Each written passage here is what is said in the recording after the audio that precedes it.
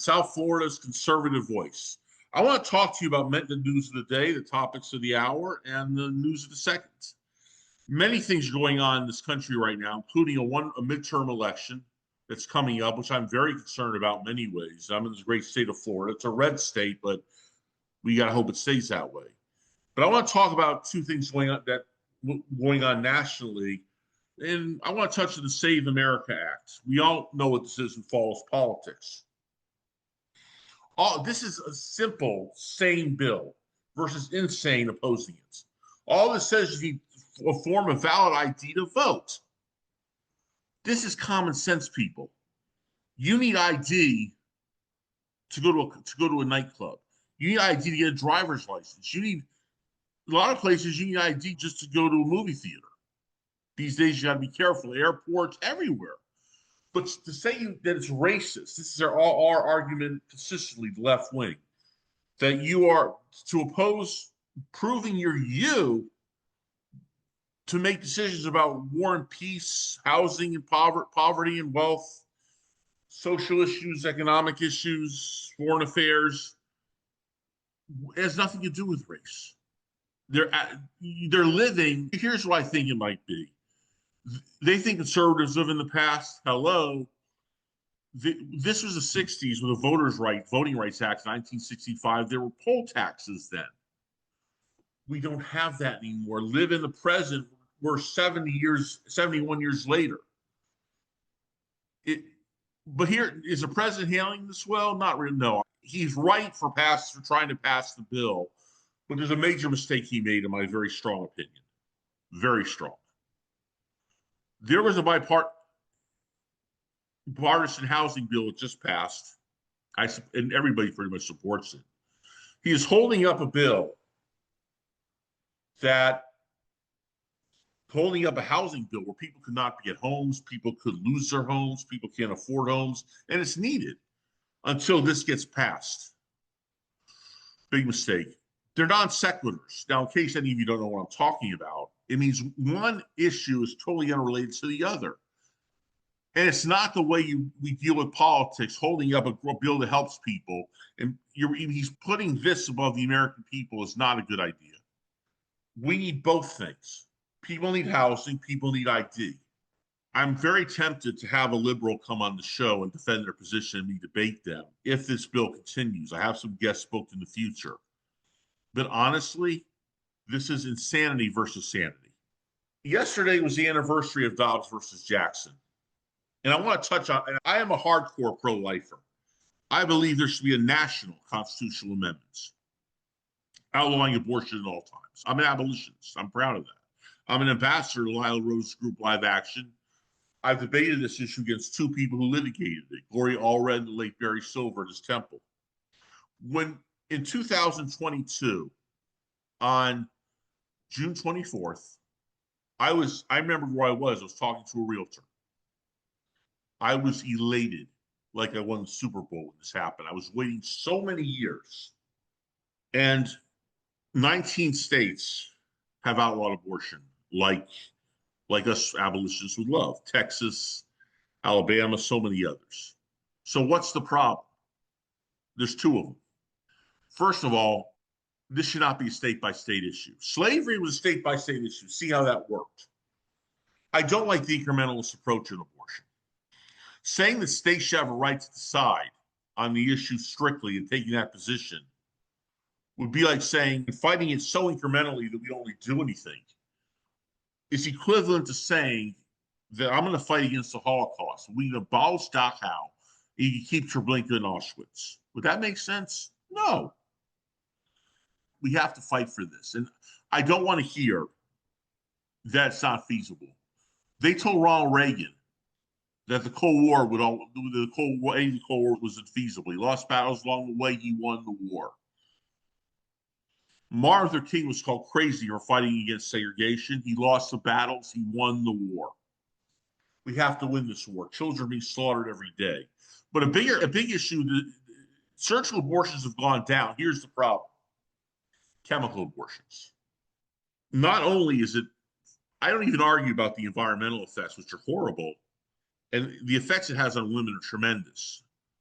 but it starves a child, kills it. And they're being sent all over the country mail order. I wish not only the president, but Majority Leader Thune and Speaker Johnson would say we all need to get together and ban these bills, period. I'm a staunch conservative. I'm a conservative first and a Republican second. If there's any issue I have with the party, electability seems to come into a lot of their minds before doing what's right, but fighting for conservative principles, which is dead wrong. Winning is, we're not having the Vince Lombardi mentality. Winning is everything. It's the only thing. You're going to probably wondering why I think of President Trump's abortion record. Next. It was better last term. I'll explain it to you. He did appoint Justice Barrett, Justice Gorsuch, and Justice Kavanaugh, which led to the reversal of Roe versus Wade. Of course, I give him all the credit in the world for that. The problem is and I've heard this on tapes from Kristen Hawkins, Lila Rose, who've been very critical of him for this, especially Lila Rose. He wants to be done with the issue at this point and wants the states to handle it completely. Mr. President, please, when babies are dying every day from chemical abortion, and you've spoken that in your words at the March for Life, where we have to protect babies in the womb, those need attention. These are defenseless children. Please mince your words. I am very concerned about the midterms.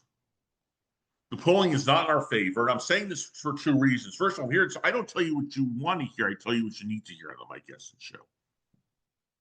I'm also encouraging you to get the heck out and vote. The first thing they'll do is they'll tie up the country with impeachment hearings. The second thing they'll do is try to codify Roe. Neither will go through. You need filibuster will work. It's not going to be that extreme. I'm convinced. But we have people suffering in this country. And to push Green New Deal policies, gender ideology, which I'll get to in a moment, the whole left-wing agenda, free stuff, defund the police, America last, embracing socialist, communist policies, no voter ID, nationalizing, legalizing drugs, really a sick agenda. Incidentally, a little shameless plug on the Mike Essen show. I'm debating a liberal a week from this coming Monday about legalizing marijuana. You want to stay tuned for that. I'm not even, I'm against it, but I'm not going to get into any details because I want to save it for that show. I don't know every race, and it looks like Vivek Ramaswamy, who I like better as a candidate in Ohio than I do as a presidential candidate, will do well in Ohio. I think he's made for it. But let's take to my state of Florida. There is a close race in the Senate here, so it's a key race. But see, someone I adore and have the most respect for, utmost respect for, Ashley Moody, the current senator, junior senator, and Alex Vindman, a left-wing Democrat. Folks, we want to maintain the majority. It could happen. I've been wrong. I want to be wrong about this. But to lose a red state, flipping a seat, more seats, the more we keep the filibuster, and the less damage the Dems can do. If they take over, it's more damage versus less damage. And we do have a president who's conservative, Republican, so that does help our cause. If our president were a Democrat, I'd be more concerned, but I'm still concerned because I want things to go through. I want the Republican Congress to start fighting for them a little stronger. They could do better. I'm not saying they don't do anything. I'm not one of these non-thinking people who think both parties are alike. That's ridiculous. As for the governorship, there are four major candidates in the race on the Republican side in my great state of Florida. And by the way, I'm going to terribly miss our beloved Governor Ron DeSantis, one of the great statesmen of our time, once-in-a-lifetime governor. You say he saved our freedom, and he infinitely more than that. I hope he's our next president. Byron Donalds, James Fishback, Lieutenant Governor Jay Collins, and Paul Renner, the House State Representative. Honestly, I would vote for any Fishback is an anti-Semite. That's a deal breaker for me. He's not going to win anything. I'm not really as thrilled about these candidates that would be about even Ashley Moody. I don't hold everybody up to a Ron DeSantis. Byron Donalds, when he was on Meet the Press, and he would not comment on the heartbeat bill, which our beloved governor signed banning abortion after 6 weeks. How many people do you know they're pregnant before this? It should be from conception anyways. That's a cowardly lion attitude. Bert Lahr will be very happy from the Wizard of Oz. That's really turning people off from the party, including me. I'm a registered Republican, but stop the cowardice. Fight. The late great senator from North Carolina, Jesse Helms, never backed out from a fight. He won 5 elections. You say it's a different time, but you got to be there to know what I'm saying. Ted Cruz doesn't back down from a fight. He has never lost an election. Sacrificing principles in the name of winning is a terrible idea because nothing gets accomplished that you want. So why even run? Jay Collins and Paul Renner seems to be a vanilla representative. He's anti-gun. I'm a strong Second Amendment supporter. Jay Collins is terminally boring, but any of them would be better than a Democrat. But I don't feel comfortable saying I'm going to endorse any of them at this point because none of them really fancy me too much. I love compared to David Jolly, the Democrat, but I have disappointing feelings. But to all my conservative listeners out there, and yes, independents too, unless there is a main objection to a Republican candidate, in other words, unless he's David Duke or something serious like that, please vote a straight Republican ticket. We need conservative values, from economic conservatism to social conservatism, and yes, on foreign affairs to keep us safe. There's a lot of controversy on Twitter around the country about Pride Month. I think people misunderstand those of us who don't like it and what we object to. We are not anti-gay. There's gay conservatives who aren't thrilled with it either. It represents the LGBT left-wing agenda. To prove that, look who's behind everything. You have to look at who your enemies and who your friends are. In case you're wondering, Essen, what is the LGBT agenda in this country? It has to do with gender transitioning young kids these days. The days of fighting against discrimination against the LGBT community is not about job placement anymore. I crusaded against a bill called the Equality Act. It's a dead issue now. Thank God it's dead. It was an odious bill, but parts of it are being fought a lot. Transitioning kids is irreversible child abuse. Anybody involved should be imprisoned. Teaching kids about any kind of sexuality and an agenda to infiltrate their minds is child abuse as well. I saw a video. I was cheering out loud, like more than I did as a kid when the Yankees won the World Series. That was my team. I'm a huge baseball fan. When a woman tore down the pride flag in a classroom and said, my kids need to learn the 3 R's, they're not learning this garbage. Don't indoctrinate my children. As Pink Floyd said, hey, teach us, leave our kids alone. I love that song. I love that message. It should be the song of the social conservative movements. That's why Pride Month is very dangerous.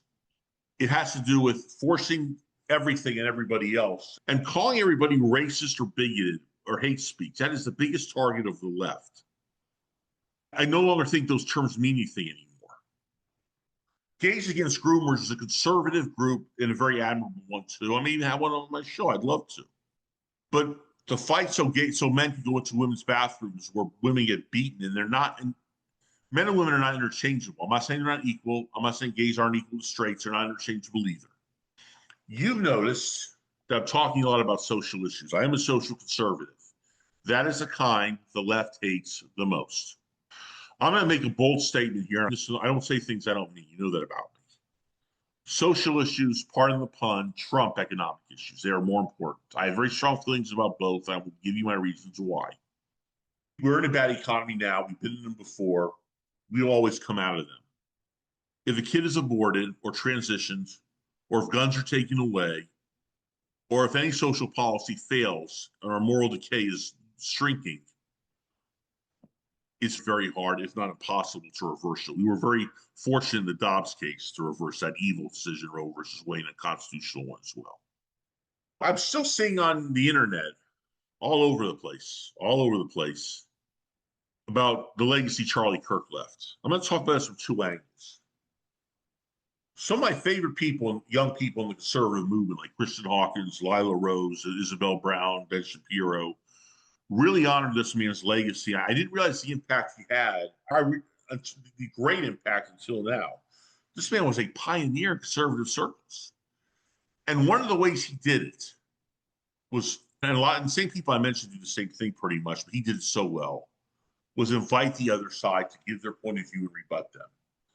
One thing I pride myself on in the Mike Essen show is I don't always invite conservatives on. I've gotten some flack for this. I invite progressives on too. We're going to have one in a couple of weeks. In order to, you have to combat the other side by combating them verbally. Just when they are around. Let me give you an example. Remember the Scopes? Anyone seen Inherit the Wind? The Scopes trial. When Clarence Darrow, arguably the greatest defense attorney ever, was defending the right to teach evolution in schools. He was mocked. He was bullied to death. He made such a fool of William Jennings Bryan that Bryan had a heart attack and he got his way. It takes somebody like that, and it doesn't have to be that extreme. I don't want anybody to die. Please don't get the wrong message. I'm not encouraging anything. I never would. I'm going to get something about how the left's doing that with Charlie Kirk in a second. But I encourage more debate in public square and on talk shows that I see going on right now. One thing I will not debate is whether somebody deserves assassination. When I keep hearing people say somebody deserves to be hurt, dead, or beaten, that's not worthy of discussion. It is sick. It is evil. The thing is, it's a height of evil narcissism. To think that you're right about everything. If someone disagrees, they don't deserve to have the life, liberty, and the pursuit of happiness. That's sick. Stop demonizing the other side. I don't never turn people away from their political views. Use a lot of good people that way. I'm somebody who the liberals think they have the best way of running the country. I, as a conservative, think I have the best way, or the state, or locally. It doesn't mean I'm right or wrong, or they're right or wrong, or they're bad or good. I think I'm dead right. I'm very strong opinions, but it doesn't mean they're bad people. Just like I'm a huge movie buff. If someone doesn't like one of my favorite movies, do I take it personally? No. If someone hates baseball, I'm a huge MLB fan. I don't. That's their preference. You could say it's a much larger issue, but it's the same principle. When I think of all the marriages and relationships that families don't talk because for political differences, I find it very sad. It's a shame people are it's that rigidity. It's okay to have strong opinions, but not be close-minded. I have some great guests coming up. I have one social conservative locally in Miami who's going to be great. I have a leftist in Miami who's going to debate me on legalizing marijuana. The chairman of the Miami-Dade Republican Party, Kevin Cooper, is going to come on the show. I'm excited about this new format. I love giving my opinions. I love yapping and articulating my views and having my guests do the same thing, whether they're to the left or the right or libertarians. I really am scared for the future of our children. And that's why I'm so passionately socially conservative, in and out of the loop. I remember once upon a time, a galaxy long ago and far away, when I was a kid, we used to play outside. We were taught how to think, not what to think. That needs to come. I'm not saying kids have to play outside, but the digital age, I think, has hurt us a lot. When you're sitting next, when kids are just gaming and sitting next to each other and type of texting, that's a problem. As you probably could tell from the segments, I am a very arch conservative and very proud of it. I'm a conservative first and a Republican second. 4 disclaimers. If the president is right, I will say so.